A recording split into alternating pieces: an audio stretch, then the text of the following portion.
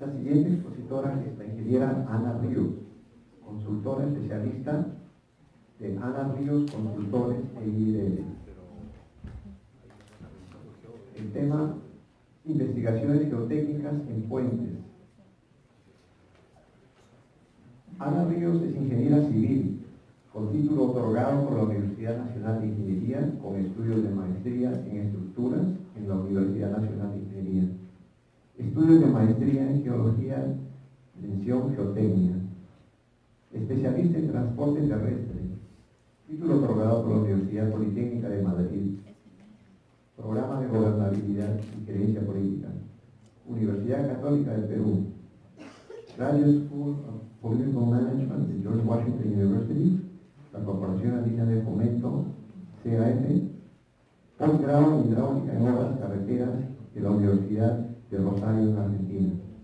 Actualmente es directora de la empresa Ana Ríos Consultores, proyectista de puentes y carreteras para Provías Nacional, Provías Descentralizado, CIMA, EMATE y otros.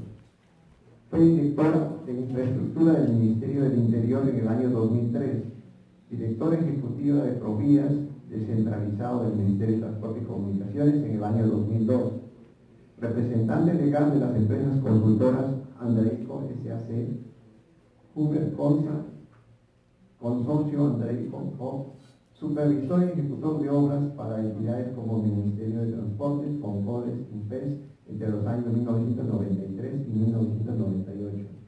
Profesor auxiliar de la Facultad de Ingeniería Civil de la Universidad Nacional de Ingeniería entre los años 88 y 82. Investigador del CIMIC entre el 89 y 92. Es miembro del cuerpo de peritos del Colegio de Ingenieros de la Asociación Peruana de Consultoras. Demos la bienvenida a la ingeniera Ana Ríos.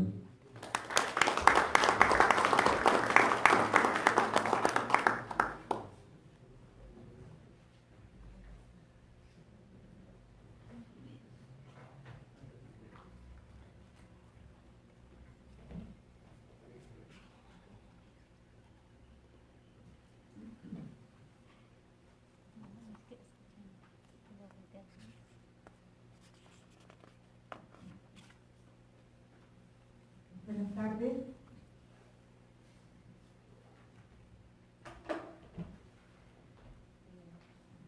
Quiero manifestar hoy día que para mí una enorme alegría estar aquí en la Sociedad Geológica del Perú. Gracias a la invitación que me hicieron la ingeniera Karina Barrera. Y quiero presentar la aplicación justamente de las técnicas que habló el expositor anterior, el ingeniero César Guayua, porque ha sido realmente bastante una exposición muy ilustrativa. Y justamente yo vengo a exponer el caso del puente Simón Rodríguez. El puente Simón Rodríguez es un puente que se construyó en el año 1987 y colapsó en el año 1998 en el fenómeno del Niño. Este puente, que es el puente más largo de la costa, en el momento de su colapso tenía alrededor de 360 metros. Me tocó ejecutar con otro equipo, un equipo multidisciplinario, el mejoramiento y la rehabilitación del puente Simón Rodríguez. Esto fue un contrato para Provías Descentralizado. La obra ya se construyó hace bastante tiempo y durante mucho tiempo quise exponer, o quise dar un resumen de este puente, porque aquí se empleó muchas técnicas geofísicas y muchas técnicas de ocultaciones directas e indirectas, que vamos a ver paso a paso los resultados que obtuvimos. Entonces, cuando hablamos de los ensayos geofísicos, cuando hablamos de los ensayos de perforaciones diamantinas, sabemos que nos van a dar algunos parámetros, pero de ahí a cómo los vamos a emplear para poder finalmente llegar al diseño, eso es lo que quiero yo mostrar en esa experiencia.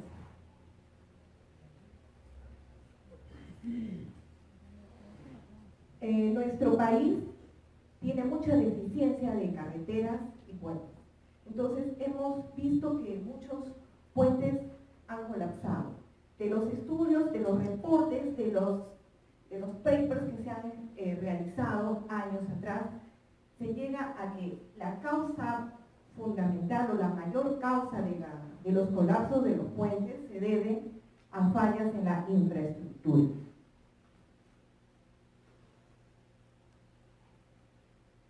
Bueno, como dije al inicio, tengo la satisfacción de presentar el caso del puente Simón Rodríguez. El puente Simón Rodríguez se encuentra en el río Chirapiura, en Sullana.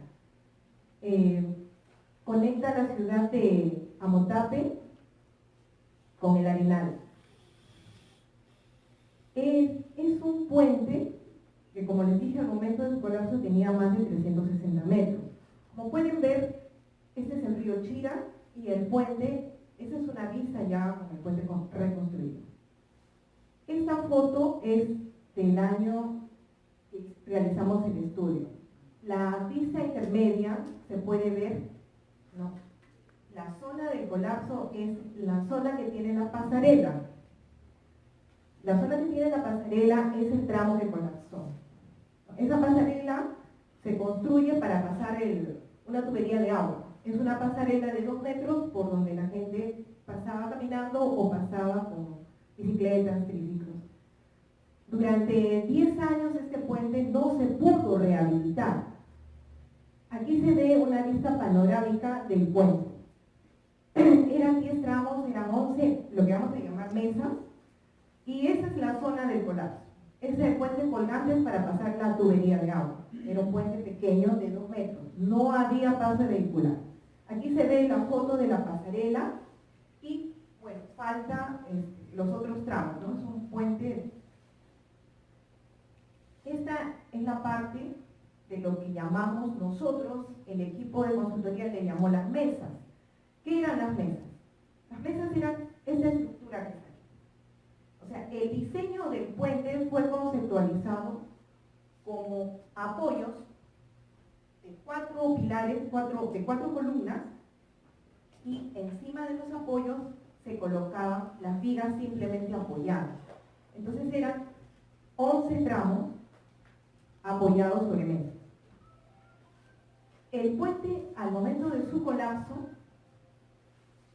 tuvo una socavación más allá de la esperada o de la diseñada por los proyectistas. ¿Por qué?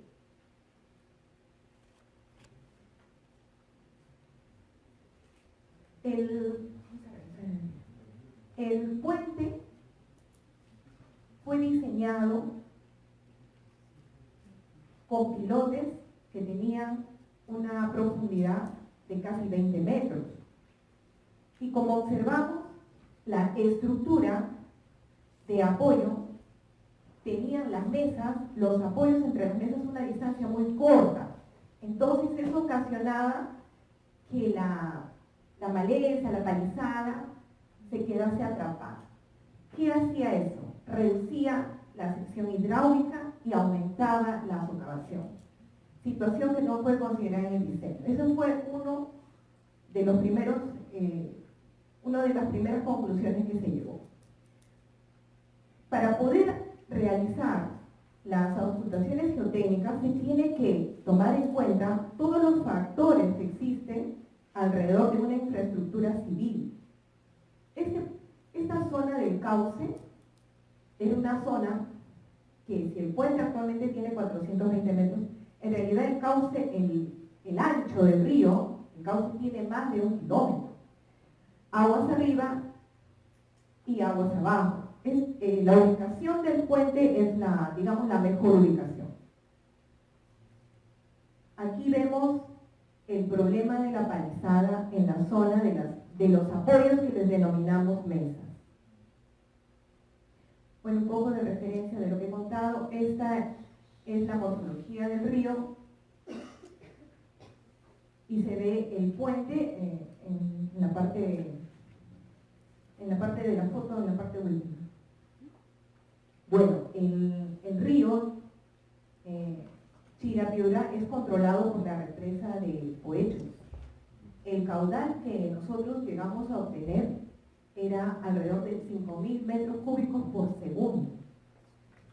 Un caudal que realmente era bastante, o sea, tenía mucha velocidad y también tenía era un agente muy erosivo. Aparte de eso, había material en suspensión, había islas que se erosionaban y que afectaban la cimentación. Cuando el objeto del contrato, el objeto de este servicio fue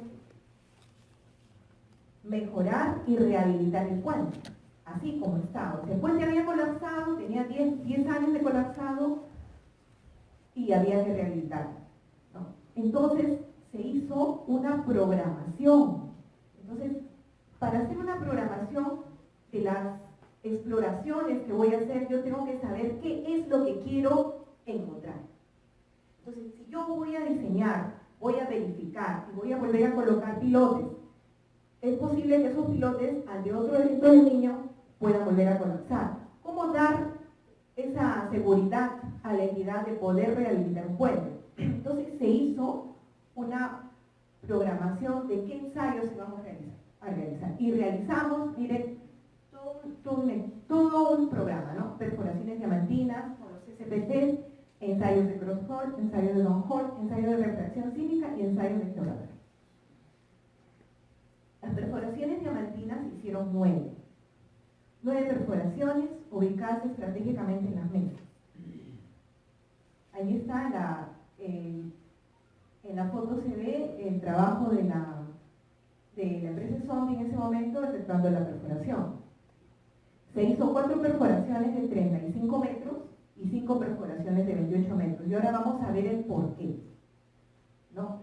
Se estableció 288 metros de perforación. Aquí explicamos, ¿no?, que se hizo perforaciones, 2 perforaciones al costado de una columna, de la mesa 3, luego 2 perforaciones al costado del apoyo 6, y luego 2 perforaciones al costado del apoyo 8. Aquí están en el primer apoyo perforado. Aquí están en el apoyo central, donde se perforó desde la parte alta del puente, porque no se podía ingresar porque había agua. O sea, el río no nos permitía. Entonces, en la parte que sí se podía llegar, perforamos hasta llegar a la ubicación de los 36 metros, según la programación, ¿no? Ahí está perforándose en la parte cerca ya a la pasarela, cerca a la zona del colapso, porque la pasarela fue la zona del colapso. Están las muestras, son muestras de materiales finos, arenas, limos y grava. Esta es la programación de los pozos. Entonces, ¿qué son las mesas? Los apoyos. Contamos el primer apoyo, el segundo apoyo, el tercer apoyo, sondeo 1, sondeo 2 en la mesa 3. Y así se efectuaron los sondeos. Se recuperó los testigos y se hizo los ensayos. Los ensayos se van realizando para luego poder calcular la capacidad portante de los suelos también. Finalmente, con los pozos y luego con las demás auscultaciones, se preparó estos perfiles estratigráficos.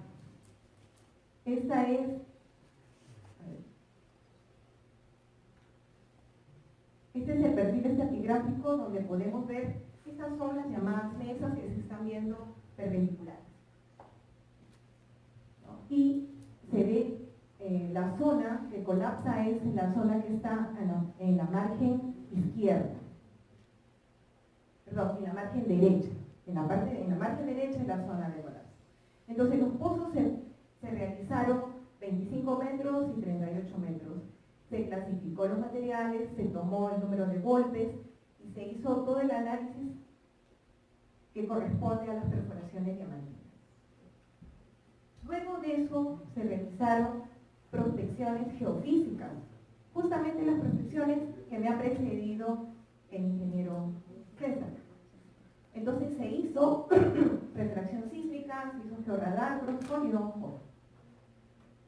¿Para qué se hizo este tipo de trabajo?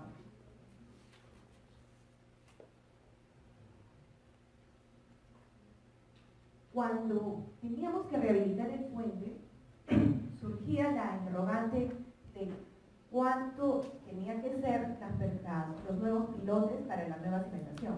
Pero también había el otro interrogante, cuánto y cómo estaban los pilotes que estaban enterrados. Porque recordemos que ya el puente tenía bastantes años de construido, porque el puente se había construido en el 87, entonces no había planos. Para el año 2008 no había ninguna referencia. Entonces, ¿cómo podíamos construir un tramo e integrarlo a todo el puente? Para eso teníamos que saber la profundidad de los pilotes y hacer la verificación ya hidráulica de todo el puente. Se hizo una programación de líneas sísmicas paralelas y perpendiculares en cada apoyo que se consideraba la información. Este es el plano de las prospecciones geofísicas de la refracción sísmica.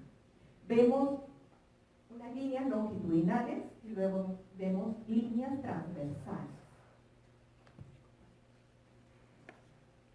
Se efectuaron todos estos ensayos, ¿no? Se tendió los cables para poder hacer la refracción según la profundidad. Se colocó los geófonos. Vemos el equipo de refracción sísmica estuvo a cargo de la empresa GeoInstrument, que está el ingeniero Freddy Cayo y John Ugarte en aquella época efectuando esos trabajos. Los resultados de los perfiles, brevemente voy a poner algunos. Se ven las velocidades de propagación y con eso vemos el cambio de las características de los suelos, ¿no? Estas son las líneas. Y luego se hizo el cross-hole. El cross-hole es una técnica que creo que con la foto podemos ver. Este es el ensayo del cross-hole, ¿no? Para poder saber cuál era la profundidad del pilote, se perforó 2 pozos, uno al costado de cada apoyo. Entonces, en un pozo se colocaba el geófono y en otro pozo se colocaba la fuente de energía, ¿no? El martillo, el impacto. Aquí están colocando el martillo y aquí están los tubos que habían dejado en la perforación. Entonces, yo tengo el apoyo y tengo las 2 perforaciones, ¿no? Entonces, esas perforaciones se hicieron hasta una profundidad de 25 metros. En una de las perforaciones se colocaba el geófono y en la otra se bajaba el martillo. Se bajaba cada metro, cada profundidad que nosotros estimábamos y habíamos más o menos calculado la profundidad de los pilotes por la socavación. Aquí está el martillo y el geófono, que se empleó en ese momento. Están colocando los geófonos, bueno, ahí están llevando el balón de oxígeno que daba con el que trabajaba el martillo. Y estos fueron los resultados. Los resultados, ¿qué nos permitía ver? Nos permitía ver que el tiempo de la onda hasta una profundidad de 21 metros tenía un valor. Y después de los 21 metros, ese tiempo tenía otro valor. El tiempo de la onda, llegada de la recepción de la onda. Y eso nos permitía ver cuando el tiempo de la velocidad de la onda es mayor, es porque ha atravesado el concreto. Y cuando el tiempo de la velocidad de onda es menor, es porque ya no había concreto. Y eso lo repetimos. Y obtuvimos los mismos valores. Eso nos permitió saber que los pilotes tenían una profundidad aproximada de 20 metros a 21. Esos son los resultados que están en la exposición, en la ponencia que he entregado a la sociedad. También se hizo el ensayo de Downhole, para ver, digamos, la integridad del piloto. Se hizo en 2 puntos, aquí está la placa y el martillo, y el geómetro. Está el equipo aplicando la energía y están recepcionando la señal. Aquí están los resultados, ¿no?, de la reflexión sísmica. Son dos golpes. Y finalmente tenemos el resumen de los tiempos de llegada. Entonces los tiempos de llegada nos dan esa estimación de cómo estaban los pilotes y a qué profundidad estaban. Luego se hizo ensayos de georradar. ¿Por qué hicimos ensayos de georradar? Porque ya teníamos el tipo de suelo, que eran arenas, habíamos sacado las pruebas de CPT, ya sabíamos la profundidad de los pilotes. Pero ¿qué más necesitábamos saber?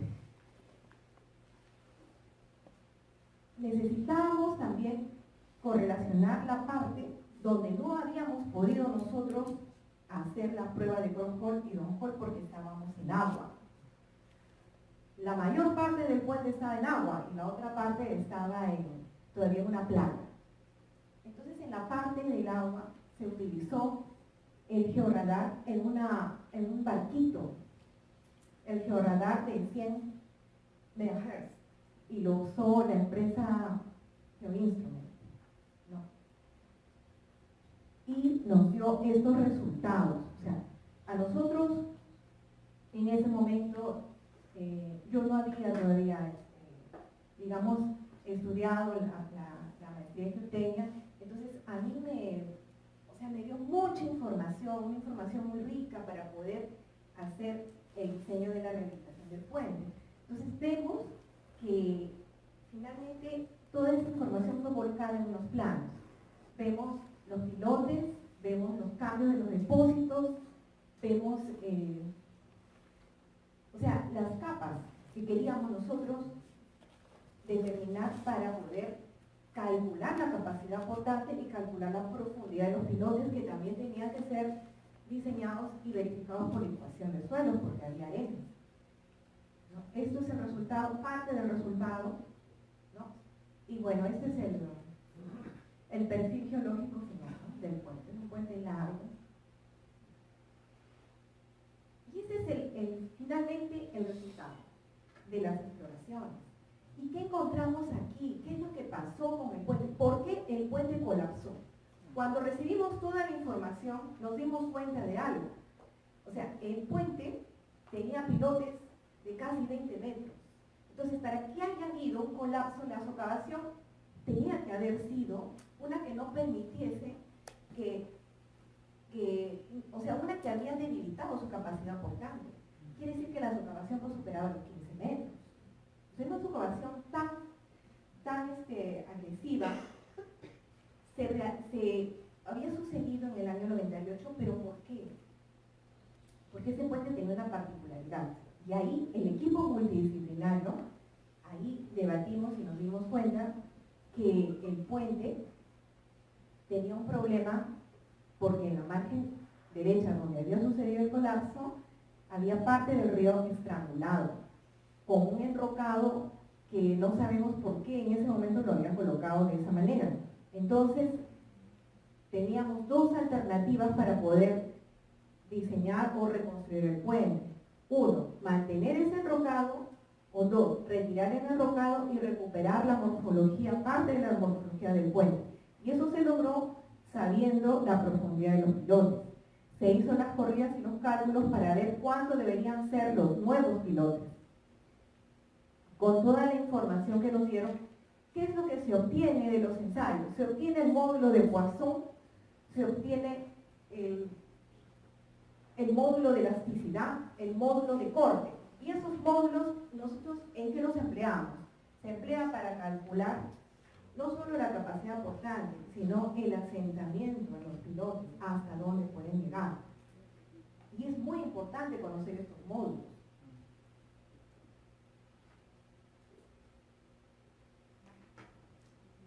Entonces, como experiencia, llegamos a ver de que toda la exploración geofísica, toda la exploración directa nos permite conocer los parámetros y de ahí hay que saber qué está pasando en el entorno del puente, ¿no? de la situación de la ubicación y la situación del estrangulamiento del río. En este plano podemos observar la zona donde colapsó el puente, que es la margen derecha. Es esa. Entonces, cuando uno visita el puente o va, no, digamos, en ese momento uno no se percata de eso porque lo ve, digamos, en una visión muy cerca, pero ya cuando se analiza y se da una visión más macro, nos damos cuenta de que ese rocado en la parte derecha fue un rocado muy forzado, no sabemos por qué. Entonces, hicimos dos modelamientos, quitando ese rocado, que es este de aquí, y recuperando parte de la morfología. Se hizo esos dos modelamientos con y sin. Y entonces ahí se pudo por fin tener el diseño que permitía la seguridad del puente. O sea, el puente que colapsó medía 62 metros, pero la recuperación fue de 120 metros. Y esto fue un concurso oferta. Entonces, la empresa, uno le dice, bueno, usted se le contrata por 60 y tantos y ahora no, va a ser 120. Entonces, nadie quiere hacer eso. Pero, ¿dónde viene la explicación? ¿O dónde viene el que todos ganamos? ¿No? ¿Por qué?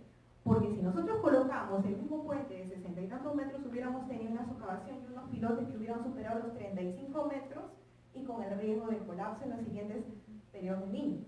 Sin embargo, si recuperamos la parte que se había estrangulado del río, los pilotes iban a ser de menos longitud y vamos a tener mayor seguridad para la nueva infraestructura. Y se optimizó la infraestructura. Finalmente el puente nuevo fue de 120 metros.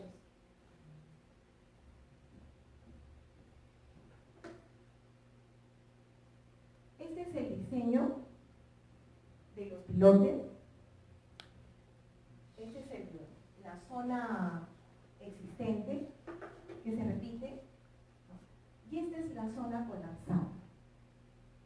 Entonces se ve que el puente, los pilotes existentes tienen una longitud aproximadamente de 20 metros y la zona del colapso, los pilotes que se proyectan son pilotes de 25, 28 metros y en el apoyo derecho de 35 metros. ¿No? Se desarmó uno que había quedado en pie y se proyectó también otro tipo de puente. Gracias a la geotecnia y al análisis que se hizo, se vio de que el modelo empleado no era adecuado para ese tipo de río que tenía mucha palizada y la erosión era muy agresiva, muy fuerte. Entonces, el nuevo puente fue este, de 120 metros, se reforzó una mesa, se colocó unos pilotes al costado para que puedan soportar la nueva luz. Aquí está el proceso constructivo en ese lado, en la margen derecha. Y con eso pudimos recuperar o no perder los 300 metros que había. ¿Por qué? Porque finalmente se pudo direccionar o encauzar el río para la zona donde teníamos los nuevos pilotes. Y la zona que quedaba con los antiguos pilotes, digamos, tenía menos socavación que la nueva construcción de los puentes, de los pilotes del puente. Esta es una vista de cómo es hoy día el puente Simón Rodríguez. Es un puente de 420 metros, como ven, la parte de la margen izquierda están las mesas de apoyo de lo que fue el antiguo puente y esta zona es el puente nuevo, el puente rehabilitado, donde tiene una luz más amplia.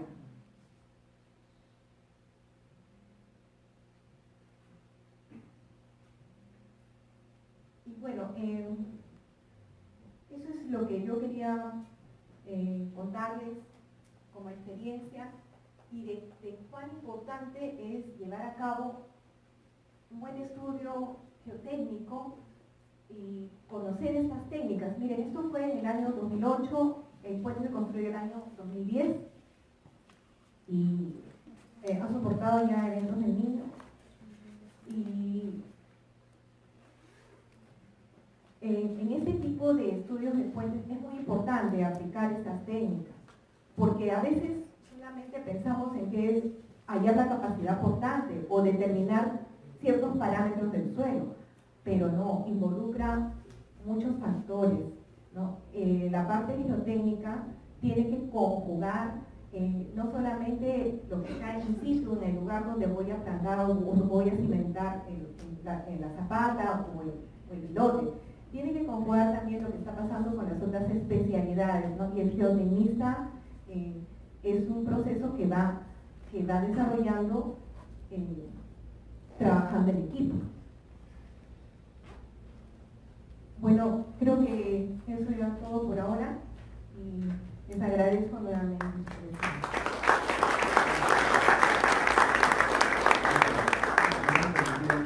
Dar el espacio para que te hagan alguna pregunta.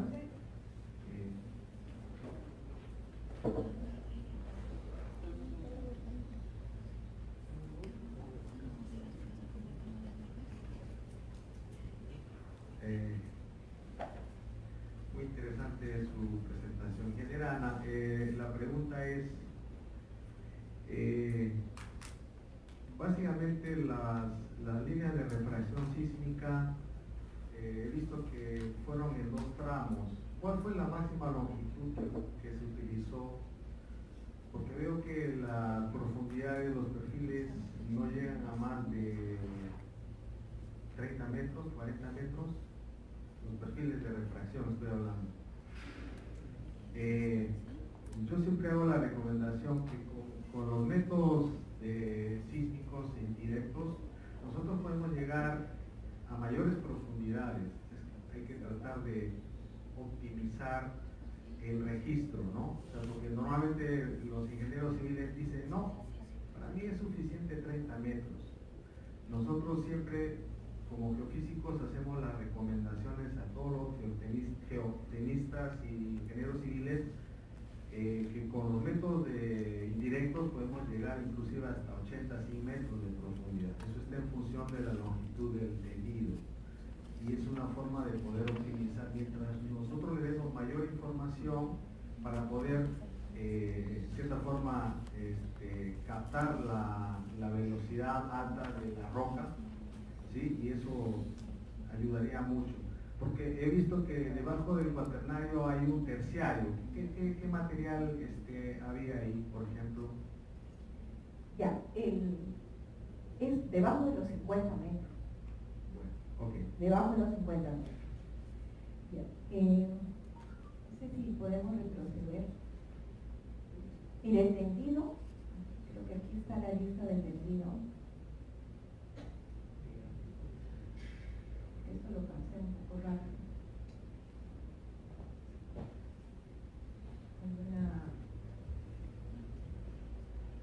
Bueno, ahí se ve hasta los 45, 40 metros, ¿no? Fue como de 120 metros el tendido, pero se hizo, aquí tienes, ¿no? La línea 1, la línea paralela, o sea, la línea 1, la línea 2, la línea 3, fueron tendidos en suelo, ¿no? Entonces, 120 metros aproximadamente fueron esos tendidos. Los perpendiculares sí fueron 60 metros, 30 a cada lado. En el detalle del estudio está, yo creo que lo corté un poco por el tiempo, pero, a ver, 30 metros son 60 a cada lado y permite una profundidad de 50 metros. Esa fue la longitud de las perpendiculares. Todo esto también depende de cuántos geófonos se tenga, pero en los puentes llegar a una profundidad de 25, 30, 40, 50, también depende del tipo de suelo que voy a encontrar. O sea, nosotros para preparar el programa trabajamos con un ingeniero geólogo, que está aquí presente, el ingeniero Navarro, con quien hicimos una evaluación de la zona. Entonces, sabiendo más o menos qué tipo de suelos teníamos que encontrar, sabíamos hasta dónde teníamos que llegar. En otros puentes tenemos otro tipo de suelos que vamos a encontrar y digamos, la programación de las exploraciones son distintas. Cada puente, según su tipo de suelo, su ubicación, la necesidad de lo que queremos encontrar, se hace la programación. No es una receta para cada puente. No, claro que no. Sí. Pero, por ejemplo, bueno, con los mismos datos usted puede generar refracción y tomografía sísmica. Entonces, la diferencia entre uno y el otro es que con la tomografía, que utiliza toda la trayectoria de rayos, básicamente me da una configuración geométrica en profundidad mucho mayor. Si se tiene fracturas, se tiene algunas fallas, etcétera, entonces nos da mejor luz. Eso es una recomendación. Gracias. Muchas gracias, doctor. Ingeniera, disculpe, yo quería, digamos, hacer la pregunta acerca de los ensayos, del caso de la perforación. ¿Cuáles fueron los parámetros que ustedes utilizaron para el nuevo diseño del puente?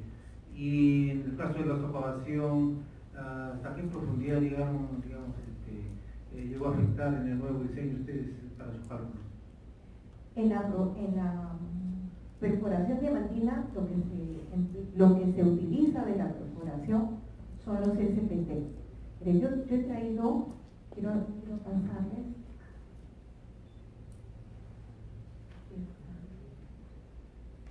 No está en esta imagen. Aquí está, pero no se ve dónde está.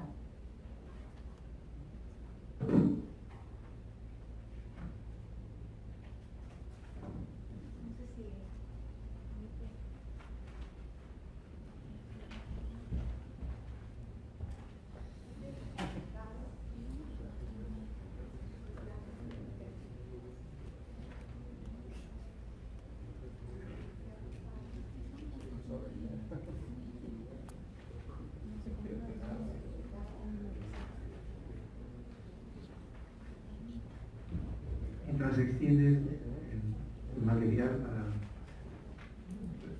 para la vista, un comentario: yo recuerdo mucho en esas zonas está la formación china, ¿no? Que es una formación del terciario, una formación marina arcillosa y que tiene algunos horizontes de arcillas expandibles, como bentonitas, ¿no? Un comentario quizás. No sé si estamos ahí dentro del ambiente. Buenas tardes, ingeniera. En las perforaciones que usted muestra en las fotografías, se ve que los suelos son granulares, ¿cierto? Entonces, usted mencionó también de que se han hecho estimaciones de asentamiento con los módulos elásticos estimados por métodos sísmicos, ¿cierto? La pregunta es si solamente han usado esta información porque los parámetros elásticos calculados por esta metodología normalmente son altísimos a los calculados por métodos directos, ¿no? Como por ensayos triaxiales, ¿cierto? Entonces esa era la pregunta. Capaz ustedes han combinado esas dos informaciones o básicamente han usado una sola información. Tu pregunta es excelente para aclarar justamente ese tipo de exploraciones que hacemos, o sea, que hacen los geofísicos, que empleamos, que también hacen los geotecnistas, los geólogos. Aquí está todo un equipo. Cuando teníamos los 300 metros del puente, 200 metros estaban en suelo, en arena sólida.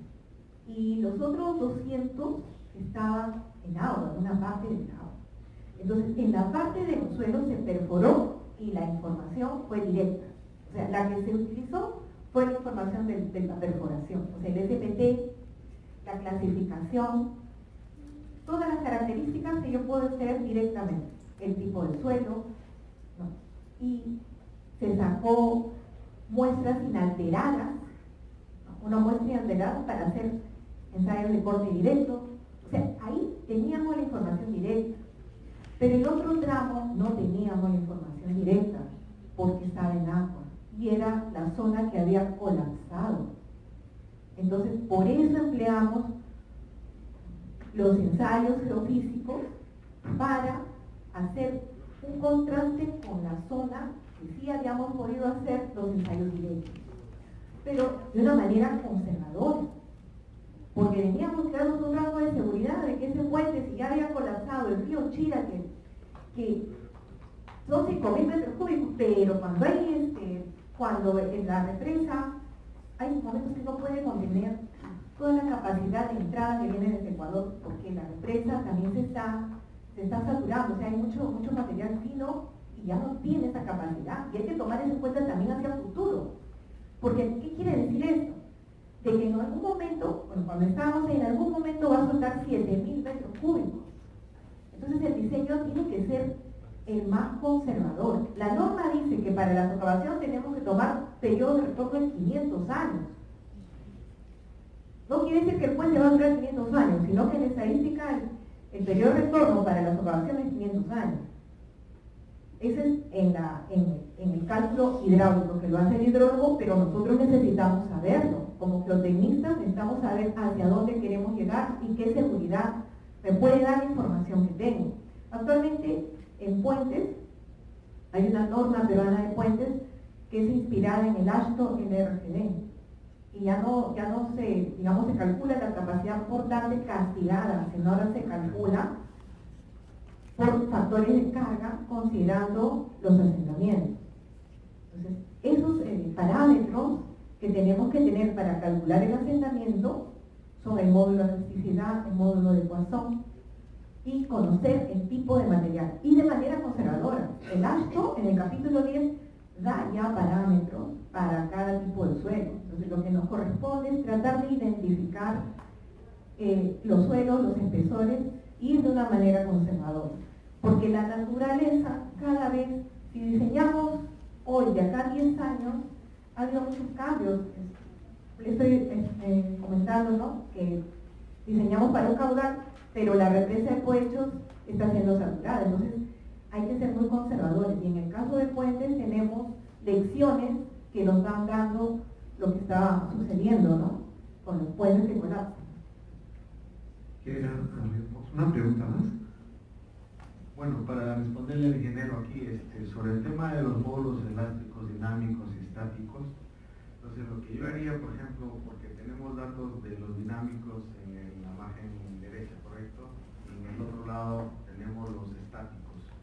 Entonces se podría calcular los dinámicos y básicamente normalizar para poder encontrar la diferencia entre ambos datos, ¿no? Que aproximadamente es como 10 veces más uno respecto al otro, ¿no? A continuación vamos a... Creo que hay mucho que poder conversar. Sería bueno tener otra reunión más adelante. Gracias, Karina, por la invitación. Aquí siempre tenemos lecciones en cada puente y sobre todo hay que prestar mucha atención a lo que sucede en la naturaleza. El geotecnista tiene que tener una visión muy amplia y los ensayos indirectos, apoyados con ensayos directos, dan muy buenos parámetros como para los diseños de los puentes. Eso es lo que yo estoy en los últimos años más dedicada, ¿no? Ingeniera Ríos, siempre bienvenida a la Sociedad Geológica del Perú. Que muy agradecido por su brillante exposición. A continuación, nuestra amiga Karina le va a hacer el modelo. Pueden continuar con las preguntas.